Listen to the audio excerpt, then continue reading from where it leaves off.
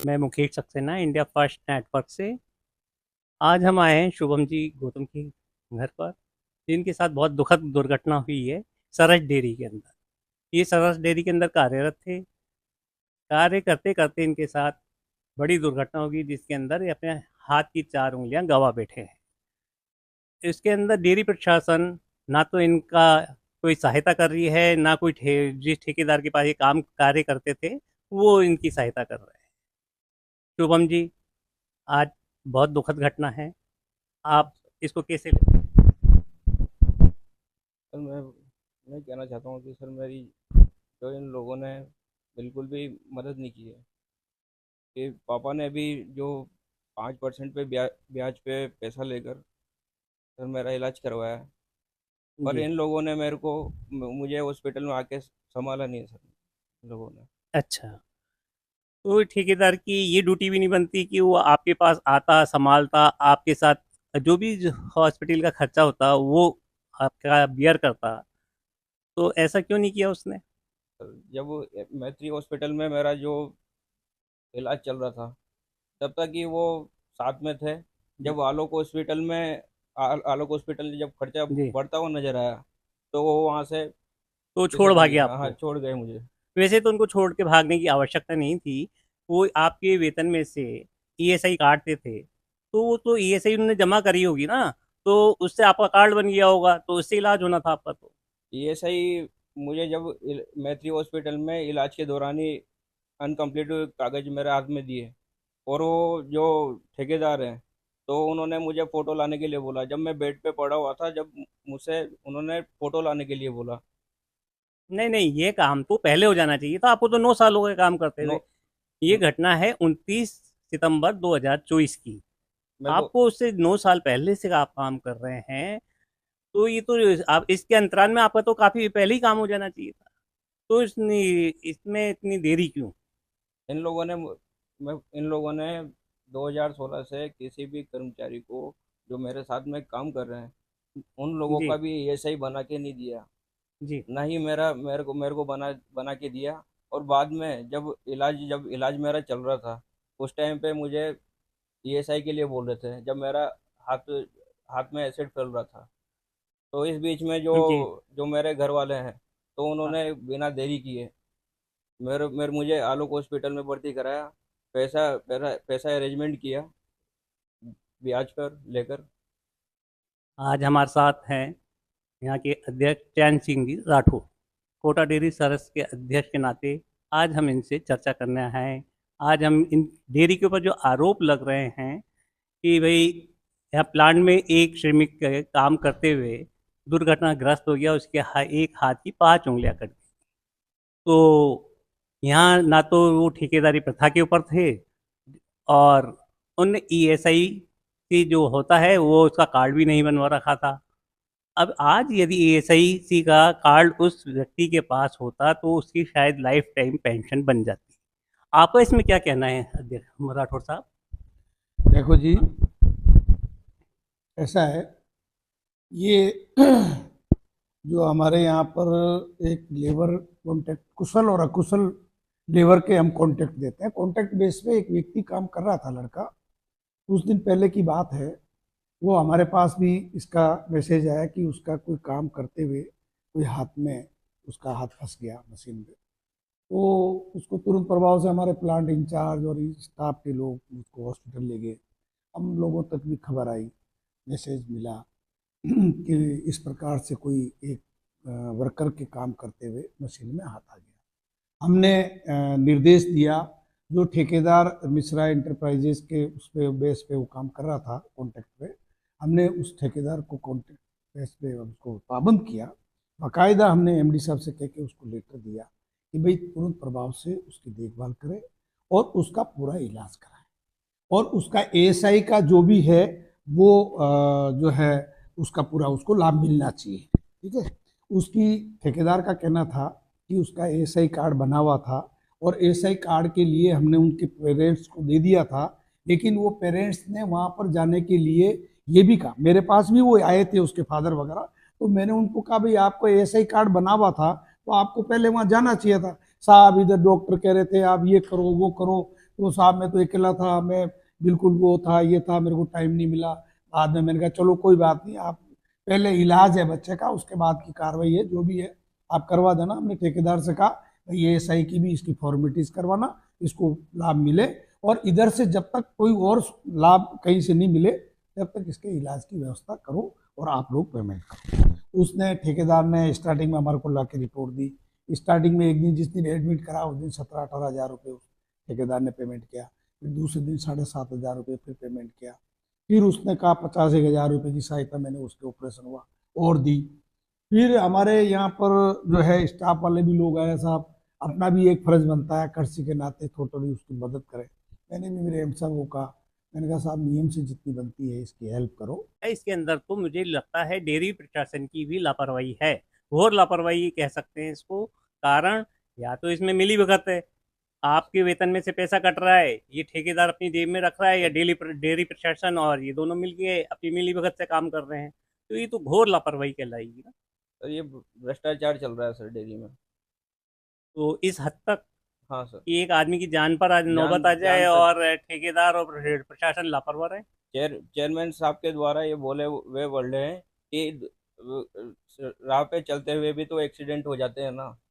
देखिए, राह पे चलना एक चीज अलग है, आप किसी संस्था के अंदर कार्य कर रहे हैं, वो भी FSSAI के अंदर, जिसमें A+ ग्रेड की है वो संस्था, उसके अंदर आप कार्य कर रहे हैं। फिर तो आप रोड पे दुकान लगाते हैं ना, चेयरमैन साहब से कहते हैं, उसके अध्यक्ष बन के बैठते हैं आप इतनी बड़ी संस्था के अध्यक्ष होके इस तरह की बात कर रहे हैं, तो कहीं ना कहीं आपकी भी मिलीभगत लगती है मेरे मिली भगत है सर। सर मिली भगत है। जो जो जहाँ तक मुझे पता है जो कि जो ये जो ठेकेदार है तो वो भी इन्हीं का आदमी है सर। को। ये मिलीभगत होती है मिली तो भगत है यूँ सर। मान लें अपन कि कहीं ना कहीं कुएं के अंदर भांग घुली हुई है, हाँ हाँ सर। इसके अंदर सभी हैं, हाँ सर किसी सभी। एक का अपन नाम क्या नहीं ले सकते, ये तो सभी सभी में मिले हुए मुझे हैं सर। लगता है मिलीभगत से काम कर रहे हैं। हाँ सर। और यूँ माने तो राज्य सरकार के चूना लगा रहे हैं। हाँ सर। मुद्दा यह है राठौर साहब कि ईएसआई का यदि पैसा कटता है तो उसको ईएसआई में जमा करना चाहिए था, तो अभी उसको कम से कम जीवन भर पेंशन भी मिलती, और आपके यहाँ शायद स्थायी कर्मचारी भी आप कर देते। तो आपने या तो डेयरी प्रशासन का उसके ऊपर कोई अंकुश नहीं है कि भाई ईएसआई का पैसा कट रहा है तो जा कहाँ रहा है, तो इस पर आप क्या कहना चाहिए? बिल्कुल, ये जो आरोप है ये बिल्कुल गलत है। एसआई का पैसा जमा होता है और उसका एसआई का कार्ड बना हुआ है। अभी ये जरूर है कि वो पहले काम करता था, पहले वाले ठेकेदार ने उसका एसआई का कार्ड नहीं बनाया, लेकिन जो अभी काम कर रहा है वर्तमान में, हमने उस ठेकेदार से बुला के पूछा और उसका कार्ड मंगाया, उसका कार्ड बना हुआ है। वो ये कह रहे कार्ड नहीं बना हुआ, अधूरा, वो गलत है। सब जितने भी लेबर है हमने चेक करी, सबका एएसआई का कार्ड बना हुआ है, सबका पीएफ का पैसा जमा होता है। और एएसआई और पीएफ का जब तक पेमेंट नहीं होता है, जब तक हमारे यहाँ से बिल पास नहीं होता है, ऐसा हमने नियम बना रखा है। तो वो तो बिल्कुल, जो कोई कह रहा है तो गलत कह रहा है। और इसमें हमने मालूम भी किया है और हमारे अकाउंट्स में भी एएसआई का और पीएफ का वो चालान देता है, चालान देने के बाद में ही लेबर का पेमेंट होता है। उसका पैसा कटा हुआ है इसके अंदर ईएसआई? बिल्कुल पैसा कटा हुआ है, पैसा कटा हुआ और उसको लाभ मिलेगा। तो अध्यक्ष महोदय, मेरा आपसे ये निवेदन है कि आप उस मतलब जो पीड़ित व्यक्ति है शुभम गौतम, उसका आप मेरे ख्याल से उसकी पेंशन भी बनवा सकते हैं, ये सही से बन जाती है। यदि 25% अंग भंग है, वैसे तो 10% पे 10% अंग भंग पे बन जाती है, उसका 25% अंग भंग है, एक हाथ उसका करीब करीब खत्म हो चुका है। तो आप इस पे क्या कहना चाहेंगे? मैं ये कहना चाहूँगा जितना भी हमारे से बनेगा उसकी हेल्प हम पूरी हेल्प करेंगे। मैंने निर्देश दे दिया, मैंने एमडी से निर्देश दिया है कि जितनी भी हेल्प नियम से बनती है उसकी पूरी हेल्प करेंगे। एएसआई में पैसा जमा है, उसकी पेंशन बनेगी या उसको इसके इलाज का जो भी पैसा मिलेगा हम पूरी उसकी मदद करेंगे। हाँ सर। और जेब कट रही है किसकी? कर्मचारियों। आज आपका ईएसआई कार्ड होता तो आपको लाइफ टाइम पेंशन भी मिलती, हाँ सर। क्योंकि आपका 25% अंग भंग हुआ है, आपका परिवार है, आपके परिवार का खर्चा जिंदगी भर का, ये कौन इसकी गारंटी लेगा? सर पूरे पूरे परिवार में सर मैं अकेला हूँ जो कि घर वो का हमें खर्च दिख चला रहा रहा है। हूँ सर मैं। आप सर अभी आज इस कंडीशन पे इन्होंने मुझे लाकर रख दिया सर कि आज मैं 50% काम नहीं कर सकता। आप चिंता नहीं करें, आपके साथ पूरा मीडिया साथ में है, आपके साथ जनमानस साथ में है। अभी ये मत माने कि मतलब ये मतलब आत्मा मरी नहीं है अभी क्या किसी की। ये कुछ लोगों की आत्मा मरी हुई है, उन लोगों की वजह से काम हो रहे हैं। सुना है कि ऐसे ही या तो लाइफ टाइम पेंशन बना देती है या एक मुश्त पैसा भी दे देती है। तो ये आप इसमें ठेकेदार को पाबंद भी तो कर सकते हैं ना कि भाई उस परिवार की आप किस तरह से हेल्प कर सकते हो। इसमें कोशिश तो उन्हीं को करनी पड़ेगी, वो तो बेड पर है पेशेंट, तो वो तो कहीं जाने आने में सक्षम है नहीं। वो ना वो परिवार सक्षम है, ना परिवार वो समझता है इतना, क्योंकि ज़्यादा मतलब कुछ वो अज्ञानी लोग हैं, तो उनके साथ तो आपको कंधे से कंधा मिला के साथ देना पड़ेगा। तो हमारे आप कैमरे के सामने उस परिवार को क्या आश्वासन देना चाहते हैं? हम ये आश्वासन दे रहे हैं कि जिस ठेकेदार के मार्फत वो काम कर रहा था, हम ठेकेदार के उसमें एग्रीमेंट होता है हमारा बकायदा कि आप इतना परसेंट एसआई काटेंगे, इतना परसेंट पीएफ जमा कराएंगे, कल ने कोई दुर्घटना हो जाती है उसकी लाइबिलिटी आप पूरी क्लियर करेंगे। पूरा जो उसके हमारे एग्रीमेंट में ठेकेदार के साथ में जो है उसके अकॉर्डिंग, और उसके अलावा भी जो और भी हमारे कोई नियम में जो बनता है, मैंने मेरे एमडी साहब से कहा है, कल एमडी साहब ने यही स्टेटमेंट दिया है। मैंने कहा जो भी नियम से मिले हम उसके पूरे परिवार को उस बच्चे की हेल्प करेंगे। हमारे दिल में सहानुभूति है, ऐसा कुछ नहीं है कि साहब हम उसके कोई भी, बिल्कुल जो है हमारी सहानुभूति है, हम इलाज का और भी मदद करेंगे, उसकी जो बनेगी मदद करेंगे। आप एमडी साहब को या तो एक ऐसा आदेश पारित करें कि भाई पुराने ठेकेदारों ने यदि इसका कार्ड नहीं बनवाया था तो क्यों नहीं बनवाया था, भाई पुराने ठेकेदारों को क्यों पेमेंट होता रहा। भाई इसमें तो डेयरी प्रशासन की लापरवाही है। मैं आपकी भी लापरवाही नहीं कह रहा, क्योंकि आप तो अभी थोड़े टाइम पहले निर्वाचित होकर आए हैं, अध्यक्ष बने हैं। इसमें तो डेयरी प्रशासन है, वो 9 साल से काम कर रहा है। 29/9/2024 से को उसकी दुर्घटना हुई है, उससे पिछले 9 साल से काम कर रहा है वो शिवम गौतम। तो इसमें उस मेरे को लगता नहीं है कि श्रमिक की तो कोई गलती है। इसमें क्या हुआ कि आज दिन तो कोई ऐसी हमारे मेरे को बने हुए साल भर के आसपास हुआ है, मैं वही बोल और हमारे इसमें कई हमारे सामने इस प्रकार की दुर्घटना या इस प्रकार की घटना कोई हुई नहीं, और अब ये हुई है तो अब हम बिल्कुल जो है नहीं, मैं आपकी जानकारी में ला दूंगा, इससे पहले भी एक श्रमिक का हाथ कट चुका है यहाँ पर। पहले कटा होगा, मेरी जानकारी में नहीं है, लेकिन अभी हम बिल्कुल सतर्क हैं और हमने सारे ठेकेदारों को पाबंद कर दिया। एसआई पीएफ वगैरह पूरे, और हमारे एमडी साहब को भी हमने इस प्रकार का निर्देश दे दिया कि जब तक एसआई और पीएफ का किसी भी कर्मचारी का, सबके कर्मचारियों का जब तक चालान नहीं आएगा, जब तक उस ठेकेदार का फाइनल पेमेंट नहीं होगा। हम एडवांस पेमेंट जरूर कर देते हैं, लेकिन फाइनल पेमेंट तो एसआई का चालान और पीएफ का चालान आने के बाद ही हमने करेंगे। इस प्रकार का हमने आदेश लेकर रखा था, और हम स्ट्रिक्टनेस करेंगे, इसमें सावधानी बरतेंगे कि कोई भी इस मामले में कोई भी कर्मचारी वंचित नहीं रह जाए। जो 50,000 रुपये 60,000 रुपये हैं सर, वो गिनाए जा रहे हैं। अगर मैं इनसे ये बोलना चाहता हूँ, एमडी जो दिलकुश मीणा जी है, वो कल इन्होंने ये सबके सामने बोला कि मेरी मदद कर रहे हैं। तो मुझे अगर मदद ही करनी है इन लोगों को, तो मेरी जो इन फ्यूचर मेरी मदद करो ना। मेरी जो स्थायी जॉब है, स्थायी जॉब दो ना मुझे जो मेरे जो मैं मौज वही है। कहना चाह रहा हूँ, डेयरी प्रशासन से आपकी ये मांग है कि भाई एक तो मेरे को स्थायी कार्य दिया जाए हाँ, इसके अंदर, दूसरा मेरी पेंशन बनाई जाए मेरे परिवार के लिए। हाँ, कारण क्योंकि आपके पीछे परिवार भी है, माता जी भी हैं, पिताजी भी हैं, हाँ पिताजी भी सर, वृद्ध अवस्था के अंदर, तो वो कब तक काम करेंगे। हाँ सर, तो वो तो आपके ऊपर ही आधारित थे। हाँ, अब आपके साथ दुर्घटना ऐसी हो गई कि आप काम तो कर नहीं पाएंगे, तो जहाँ आप कार्य कर रहे थे तो जिम्मेदारी उनकी थी। सर। उन जिम्मेदारी से दूर भाग रहे हैं, दूर कब तक भागेंगे ये हम देखते हैं। सर मैं आपसे ये भी कहना चाहता हूँ कि जहाँ पर एक आदमी की ज़रूरत थी, जी। जिस प्लांट में मैं जिस सेक्शन में मैं काम कर रहा था, तो वहाँ जहाँ से 2-3 आदमी की ज़रूरत थी, वहाँ मुझसे अकेले से काम कराया जा रहा था, प्रेशर देकर। कुल मिला के 4 आदमी का काम एक आदमी से कराया जा रहा था, हाँ, उसके अंदर भी पैसा खाया जा रहा पैसा था, खाया जा रहा था। मतलब बीमे का पैसा जमा नहीं हो रहा था। हाँ सर। आखिर इस विकास मिश्रा जी जो ठेकेदार हैं वहाँ पर, उनका डेयरी प्रशासन से ऐसा क्या लगाव है, क्या संबंध है, क्या इनकी मिली भगत है, ये ना आप बता सकते ना मैं बता सकता।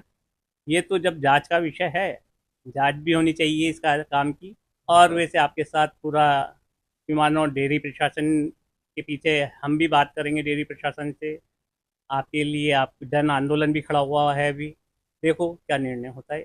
और मेरे ख्याल से पूरी जनता का भी ये आपके हमारे नेटवर्क के माध्यम से बता दूं, निवेदन है कि उसको आप परमानेंट भी करवा सकते हैं देखो सरकार से बोल के। ऐसा है, हम रिकमेंडेशन जो भी हमारे भर्ती निकलेगी, इसमें हमने पहले ही ये रिकमेंडेशन किया है आरसीडीएफ में कि जो हमारे पुराने कर्मचारी काम कर रहे हैं और जिनको एक्सपीरियंस है और जो काफ़ी टाइम से अनुभवी है, उनको प्राथमिकता दें, प्रायोरिटी दें। और उसके साथ साथ हम इसका भी, बच्चे का भी हम वहाँ पर भेज देंगे आरसीडीएफ में, हमारा जो हेड ऑफिस जयपुर है, कि भाई इसको प्राथमिकता मिले।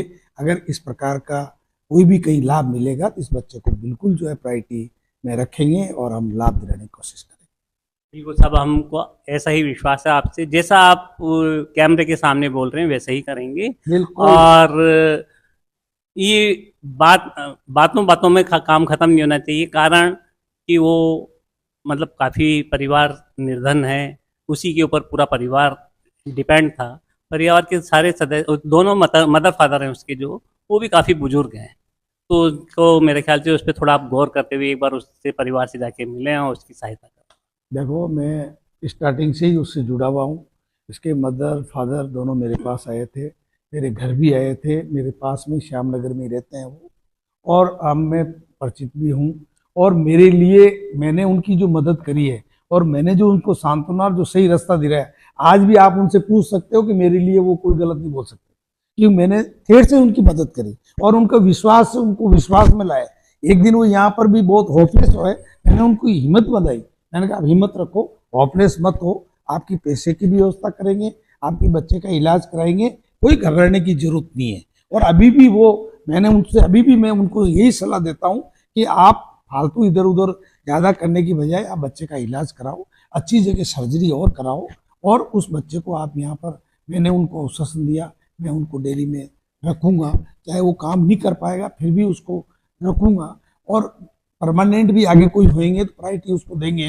हर प्रकार से नियम से जितना बनेगा मैं उसने बच्चे की एक सहानुभूति रखते हुए पूरी मदद करूँगा। ये मेरा एडमिशन को भी बोल दिया और मेरी तरफ से